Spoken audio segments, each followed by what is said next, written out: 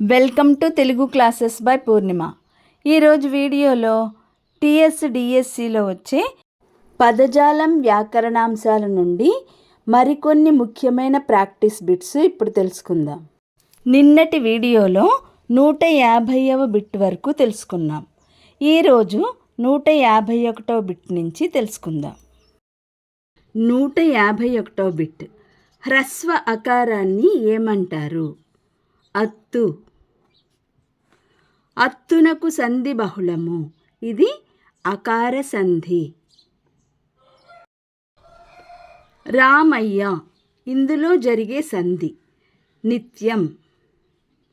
రెండు పదాల మధ్య సంధి జరిగే రూపాలతో పాటు సంధి జరిగే రూపాలు కూడా సాధించబడితే అవి వైకల్పికం. ఒక ప్లస్ ఒక, ఒకానొక. ఏమ్యాదులలోని మొదటి పదం ఇకారానికి సంధి వైకల్పికంగా జరుగుతుంది, ఇది ఇత్వ సంధి. త్వార్థంతో కూడిన ఇకారానికి సంధి జరగదు అనే పదానికి ఉదాహరణ వచ్చి ప్లస్ ఇచ్చి. ప్రథమా విభక్తి మీది ఉత్తునకు అచ్చు పరమైనప్పుడు సంధి నిత్యము.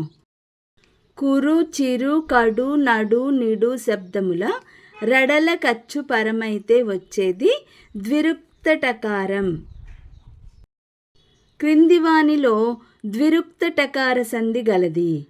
పైవన్నీ: కుట్టుసరు, చిట్టెలుక, నట్టిల్లు. పూచన్ గలువలు, పూచన్ ప్లస్ కలువలు.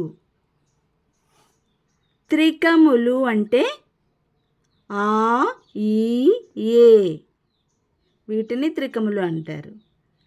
త్రికము మీది అసంయుక్త హల్లునకు ద్విత్వం బహుళమవుతుంది. కర్మధారయ సమాసంలో పేద శబ్దములకు ఆలు శబ్దం పరమైనప్పుడు ఆగమంగా వచ్చేది రుగాగమం. కర్మధారయ సమాసంలో మొదటి పదం చివర మువర్ణం ఉన్నప్పుడు సంధి జరిగితే దానికి బదులుగా వచ్చేది పు, పు. అంటే కర్మధారయ సమాసంలో మువర్ణమునకు పుంపులు ఆదేశంగా నగు. సమాసంలో ప్రాతాదులు మొదటి పదాలైనప్పుడు సంధిలోని వాని తొలి అచ్చు వారి వర్ణాలకు లోపం బహుళంగా వస్తుంది, ఇది ప్రాతాది సంధి. ఒకే పదం రెండుసార్లు ఉచ్చరించబడడాన్ని ఆమ్రేడితం. నట్ట నడుమ ఏ సంధి? ఆమ్రేడిత సంధి. యథాప్రకారంగా గ్రహించవలసిన ఆమ్రేడిత రూపాలు అందరకును. కృష్ణుడతడులోని సంధి ఉత్వ సంధి.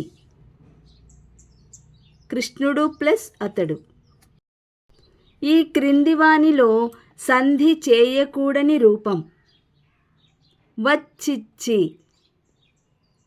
ఆహాహా అనునది ఏ సంధి? ఆమ్రేడిత సంధి.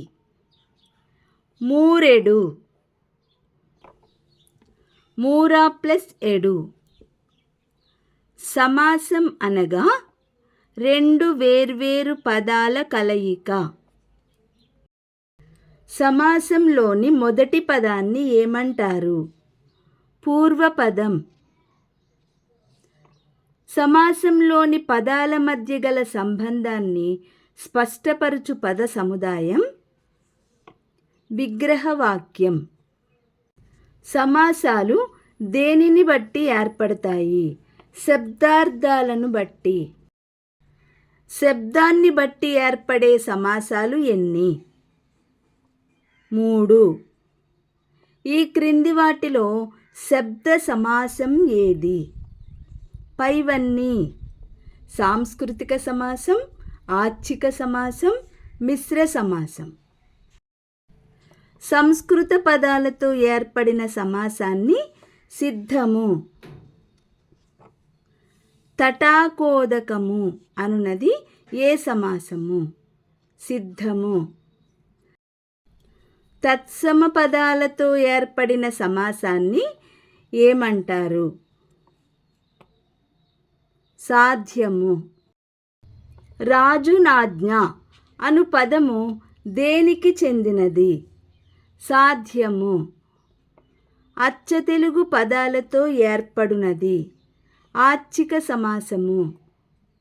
చెరువు నీరు అను సమాసం సిద్ధ సమాసం. తత్సమ పదాలు అచ్చ తెలుగు పదాలు కలిసి ఏర్పడ్డ సమాసాన్ని మిశ్ర సమాసం. చెరువు నుదకము అనునది మిశ్ర సమాసం. అర్థమును బట్టి సమాసములు ఎన్ని విధములు? 6 విధములు. ఉత్తర పదార్థ ప్రాధాన్యం గల సమాసం ఏది? తత్పురుష సమాసం. విభక్తులతో కూడిన పదాలకు మీది పదం తోడి సమాసాన్ని ఏమంటారు? వ్యవధీకరణం. అర్ధరూపాయి ఇది తత్పురుషం. ప్రథమ. ను అను ప్రత్యయం వచ్చు తత్పురుష. ద్వితీయ తత్పురుష. వ్రత సంపన్నుడు ఇది ఏ తత్పురుష సమాసం? తృతీయ తత్పురుష సమాసం. చతుర్థి తత్పురుషలో వచ్చే ప్రత్యయం. కై కొరకున్ కై చతుర్థి విభక్తి. అందు అనే ప్రత్యయము వచ్చు తత్పురుష. సప్తమి అందున్నన్ సప్తమి విభక్తి. కర్మధారయ సమాసాలు ఎన్ని? 7.